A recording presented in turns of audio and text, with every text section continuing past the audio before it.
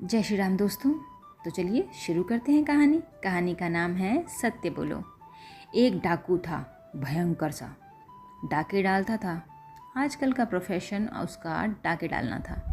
लोगों को मारता था और उसके रुपए, बर्तन, कपड़े, गहने लेकर चंपत हो जाता था। पता नहीं कितने लोगों को उसने मारा होगा, पता नहीं कितने पाप किए होंगे। एक स्थान पर कथा हो रही थी। कोई साधु कथा कह रहे थे। बड़े बड़े लोग आए थे। डाकू भी गया।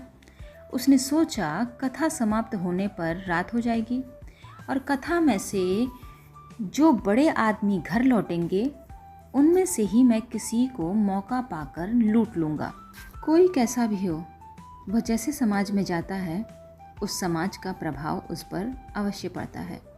शायद इसीलिए लोग कहते हैं कि जैसी संगत होती है वैसी रंगत होती है। हम भी अपने बच्चों के बारे में शायद कुछ ऐसे ही सोचते हैं। चलिए, भगवान की कथा और सत्संग में थोड़ी देर बैठने या वहाँ कुछ देर को किसी दूसरे बहाने से जाने में भी लाभ ही होता है। उस कथा सत्संग का मन पर कुछ न कुछ प्रभाव तो ज़रूर पड़ता है, जो कि सच है। कथा सुनकर उनको लगा कि साधु तो बड़े अच्छे हैं। उसे कथा सुनकर मृत्यु का डर भी लग रहा था और मरने पर पापों का दंड मिलेगा, यह सुनकर वह घबरा भी गया था। वह साधु के पास गया, बोला, महाराज, मैं डाकू हूँ। डाका डालना तो मुझसे छूट नहीं सकता। क्या मेरे भी उद्धार का कोई उपाय है? उसने साधु से पूछा। साधु ने सोचकर कहा, तुम झूठ बोलना छोड़ दो।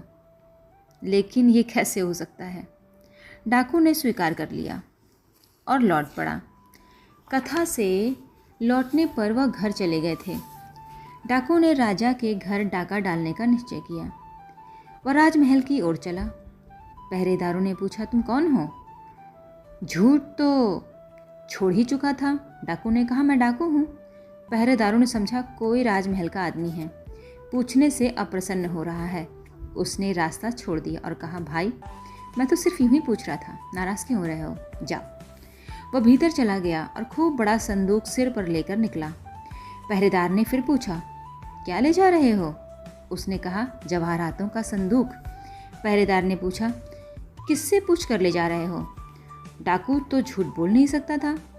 उसने सत्य बोलने का प्रभाव भी देख लिया था। वह जानता था कि पहरेदार ने उसे राजमहल में भीतर जाने दिया।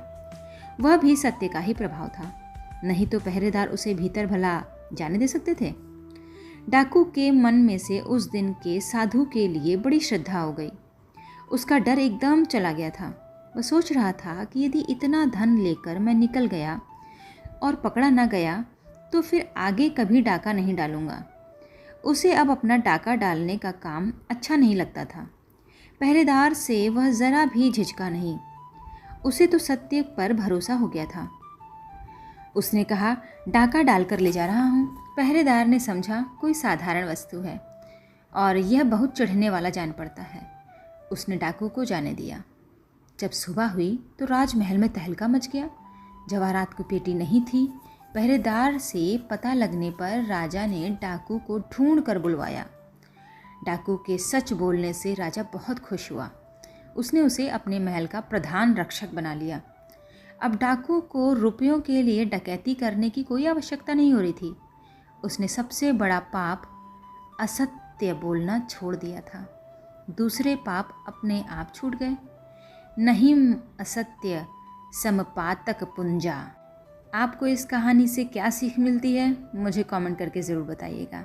मैं आप लोगों के कमेंट का इंतज़ार करूँगी।